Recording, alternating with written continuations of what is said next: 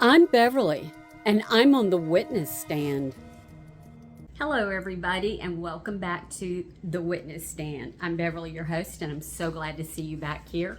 Atticus is with us also. Now, you've probably heard that Nicholas Casotis was found guilty on all charges. I myself predicted, but I was still a little nervous, and I'm still pleasantly surprised that the jury clock stopped at 1 hour and 15 minutes, probably about the time it took to take the first, maybe second vote and write the paperwork up. I was really excited. All counts. That means he was convicted of malice murder and felony murder. Guilty on multiple charges of having a knife in committing a crime. I don't know, I don't care, but he got it. He was guilty of everything. Disposing of a body, you name it, he got it. He had 12 counts and he was found guilty of all of them, especially those first two. I was surprised. I thought maybe it would be one, but it was both, and I was so happy to hear it. He sat stone-faced. A couple of times I thought he might have a little bit of a crack, but I wasn't sure because I saw that a couple of times in the trial. And so, you know, with the way things have been going lately, the verdicts, I wasn't sure. I just wasn't sure if it was going to work out, but it did. So after he was found guilty, the judge let the jury go. And then he started reading, or they started producing their, not producing. After the verdict, the judge let the jury go and gave them the typical speech about you can talk to people. If you want to talk to the media, you can. Whatever you want to do, it's your choice. Then they started with impact statements. There wasn't that many. It was 3. One of those being read out by the victim's advocate. And the first up was Megan Mebane, who is Frank the Fourth's sister. I said during the trial, was wondering why Frank the Fourth hadn't been called, but he was heard of in this victim's impact statement. Now, there was a lot of, I couldn't get it all. I couldn't write it all. You can go on YouTube and you can find, I'm sure you'll find the actual victim's impact statements. But she got up and she said that she was speaking for the family, and they kept cutting to Mindy's mother. I never saw them cut to Mindy's father. I don't think he was there. Could be wrong, but I just never saw him. So, and you know, 100,000 of you may have seen him, but I did not. She said she was speaking for the family, and she told him, unlike you, I cry all the time, like every day. And she called him pathological, a sociopath, a psychopath, and a murderer. I think we know what she thinks. And she said, along with so many other things, she talked to him about in the 15 months that he lived with them. And if you remember, it was 15 months that he and Mindy lived with Mindy's parents, the youngest son, Matthew, and Frank the Fourth and his wife, who I didn't know who it was, but it's Megan, and their 5-month-old daughter.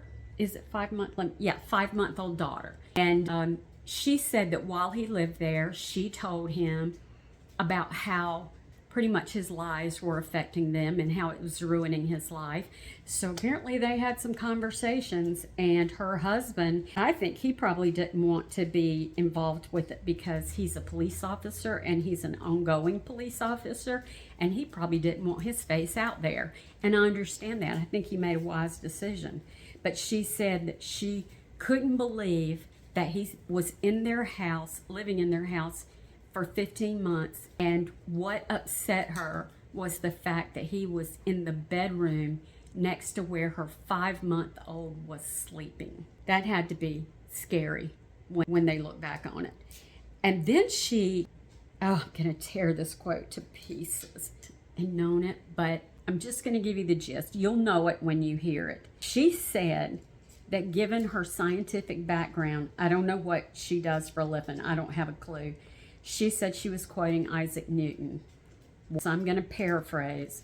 And it was like, for each action, there is an equal reaction, which she inferred that for this horrible deed that he had done, there would be consequences for his actions that were equal in nature. I don't know about that. I don't know. Hope he gets the hell beat out of him in prison, but I think he will. Myself and my family come from a law enforcement background, probably why I'm so fascinated with all things legal, law enforcement, trial, that kind of thing. My husband was a prison warden, and he said that prisoners do not like people who kill children or kill women. Like if you kill your wife because of, like, it was a domestic situation, they don't take that very well. Rapists, they definitely don't. This right here is probably going to be one that they don't take very well. And what's going to end up happening, most likely, is he's going to pay for it in prison. Now, he may not. He may be so manipulative that he runs the prison. Who knows?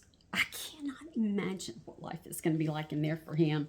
I think he'll adapt, though. I think he adapts to whatever. I probably should point out here that she then, well, let me go to this. She then talked a lot about how Mindy was a wonderful person and how she had been generous and kind and sweet to everyone she knew, and that she loved helping others and doing for others more than she loved anything else. So, and she talked about how she regretted so much that Mindy would not be able to see her niece and grow up with her, and her niece would never hear the voice of Mindy. That was a tough one to take. I want to stop here and say I never got to day 6 and 7, which 6 was a little bit more testimony. Day 7 was a little bit more testimony, and then the actual testimony of Nicholas himself. You have to go in and find that and listen to it. To say there was a story being told was an understatement. He got up, and it was as if, which I'm sure it was, that the lawyer, his lawyer, and he had practiced this where the lawyer, Mr. Weinstein, I think his name was, sort of prompted him, but did ask him some questions, like him to explain some pretty significant questions. But he prompted him, and then Nicholas pretty much gave a narrative. He told the story. As crazy as it was, and as unbelievable as we who are outsiders looking in and know it to be, could see sociopath in him making people think to themselves, well, that's not possible, but maybe, things happen, and that go back to stranger than fiction. Fiction is stranger than, perhaps, I just forgot it. I can't remember this stuff. I am losing my word fine. So let's just say that, the truth, you couldn't write it. So I want to talk about that. I want to talk about the fiery cross-examination, but I still think it could have been better. That's just me. I'm not an attorney. But I do want to talk about that. And then I want to talk about pretty quick. I was surprised. Then the next morning, which was this morning, the jury got their instructions. I think that was quick. And they went back. An hour and 15 minutes, the clock stopped. So we knew something had happened. We didn't know if it was a question. We had no idea, but we knew something had happened. And lo and behold, they said they had a verdict, a unanimous verdict. When they come back this fast, it's almost always good for the prosecution. Now, I'm not going to say every time, but I'm going to say that the majority of the times, it's kind of a known thing. They actually read it at 1 hour and 17 minutes in the courtroom. No gasps, no, crying or anything like that. It was just, if there was crying, but it was a very soft cry. So it wasn't, hysterical or anything like that. And you know what? But I'm glad that this particular jury saw it for what it was and did come back. So the next person that got up and did an impact statement was Morgan Paddock. And she was a college friend of Mindy's, and she talked about how much she was missed and and how she was loved by all the other students, and that they had gotten into a group of girls and they were all like became sisters and friends, and just how much she will be missed and she's thought of every day. You could tell it was still impacting her, and I'm sure her college friends all together. You know, these are happy times in their lives, and for it to end this way, you know, it's just terrible. So then we got the victim's advocate come up, and I thought maybe that was going to be more of the family talking. But she got up and she spoke for Samantha. Don't ask me to pronounce that lady's last name. I've seen it written down and I have no idea. So let's just say, I think it was Samantha C. Let's just say that. She read a letter from Samantha. It was probably the most poignant, well-written letter that I have ever seen and heard. Actually, I didn't see it. I saw it being read out. It was so to the point. It was amazing. She did not want to come back in. She talked about how her face was seen all over everywhere without her permission, but she knew that if she testified, that would be what would happen. And she was willing to risk the shame, people talking about her, things like that. But she felt like he had to be stopped and she had to do her part. She said that she had PTSD, she'd been diagnosed, and that she did not trust anyone anymore, that she was scared all the time, and she locked her bedroom door at night. She talked a lot about what he had said to her and how she felt that she was a victim also because of what he had done to her. And I agree. Some people would say she's not a victim, but I do agree she was. And she spoke about, let's see, she talked about being a victim, talked about being humiliated and how he had bamboozled her and what she had to face in life from that point forward. And she also said that she knew, she didn't think, but she knew, had things gone on, she would have been killed too, which I'll tell you all about what he said about his first wife when I do that next video and I wrap up day 6 and 7.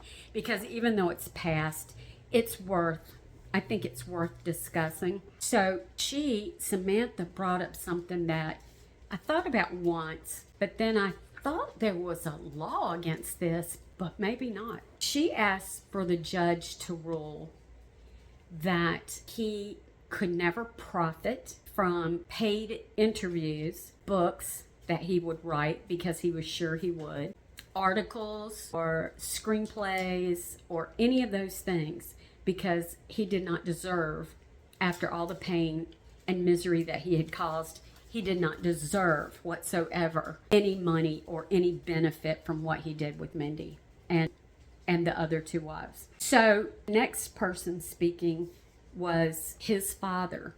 Now, his father spoke for him. And I've got to tell you, I was surprised because we found out in the trial that he, meaning Nicholas, had disowned them for a while and said he was scared of them and accused them of being the masterminds behind a lot of the problems, the stalking, the bank account stuff, all of that. He had blamed his dad, and he said when his dad and his uncle came over one day unexpectedly that he was scared of them. But there they were, aunt, uncle.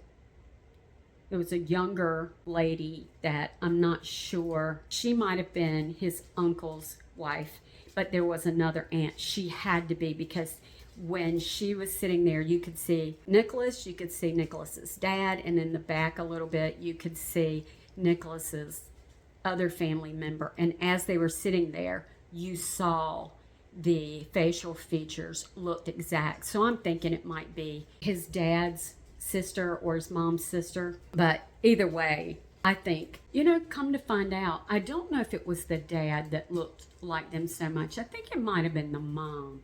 But they had that kind of droopy smile, which is kind of what I have, is a resting, face. But they kind of look like that too, and all their noses were the same. And I'm off on a tangent again. Okay, then getting back. He said that he appreciated the jury for everything they did, and he appreciated the fact that they did their civic duty, but he talked about Nick being such a wonderful person and how helpful he was. And I'm thinking, have you lived this life with him? Have you forgotten the things that he did to you and your wife?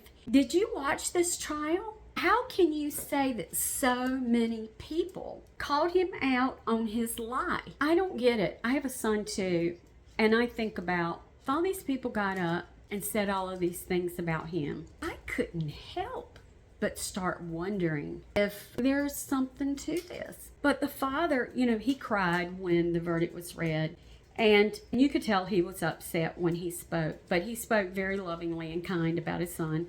And then the last sentence he said, but the jury got it wrong. Nicholas's mother got up and she spoke the first little bit, and I liked this because this is the first time that anybody in the Casotis family has said anything. And she spoke out about the fact that this was the first time they had spoken out. And then she said that she felt so sorry, family. And she talked about that for a few minutes and how hard she knew it was. And I really think this did bother her a lot. And I think maybe in the back of her mind, she might have been thinking. However, she did talk about how wonderful a person Nicholas was. And she also said that the jury didn't get it right. Then the defense was asked by the judge, was there anyone else? Did his client want to make an allocution, which is what, he says, and he could get up and say that he was guilty. But he's not going to do that. So I love you. I was waiting for it. I would have bet the farm that he was going to get up and he was going to talk about the same thing. The jury got it wrong. I never hurt my wife. All of that, which is something that was said a lot in his testimony. But the attorney, Weinstein, said his client didn't want to speak. I nearly fell out of my chair. But the judge started speaking, and he talked about how heinous the crimes were. Let's just say that he talked at length about how heinous the crimes were. And he also said that the jury, having found him guilty of all 12, he said that the top ones, the murder charges, the 2 murder charges, were life in prison without the possibility of parole, which is exactly what he gave him. Now, the other charges, there was one, I cannot remember which one, but it was a very lower one, was a mandatory 5-year consecutive. And so he had to make the life without parole. He had to make this other one consecutive. And so when you talk about consecutive, we used to describe it as a boxcar. So you've got this one, then you've got this one, and it's not served all at the same time. Then a concurrent means everything's together. So if you got 15 years max, but a bunch of other 5-year, 3-year, whatever the case may be, it would all be run concurrent. So 15 years would be all you would get. He lumped in everything else except for that mandatory consecutive to concurrent. Most of those were like 5 years or whatever, just, not big ones. But seriously, how many lives does he have? That was it. And the judge told them, take him out. And out he went. And that's the last we shall hear from Nicholas Casotis, except for my other video that's coming out. You're going to hear about that one. But I was pleasantly surprised. I thought it was wonderful that the jury had come up with everything, saw it for what it was, and judged accordingly. And the judge got it right with the sentencing. Bye-bye, Nicholas. No more women for you to mess with. He may get his just desserts. And just it would be. So please come back and watch the other video where I talk about the testimony the direct testimony of Nicholas and just try to give you that story. God knows. And then the cross from the prosecutor, which was, it was good. She fired some questions at him that I watched his testimony and her cross because I thought it was really good, but it was fun to watch. If you're into crime and testimony in court, court trial watch. So that's it. Hour and 15 minutes. The verdict clock stopped with 12 guilty verdicts. Life in prison without the possibility of parole. Bye. I thank you so much for watching and listening to my trial commentary. Again, I would love for you to like and subscribe. It really helps me be able to give more or follow more trials. And I'm really proud of the conversations we're having back and forth, and I try my best to respond to everybody in some fashion. I'm just really thankful you've come along with me. And I would have to say that as of this time, don't forget to watch the other video. And for the final time in the Custodes trial, you may step off the witness stand. I'm Beverly, and I'm on the witness stand.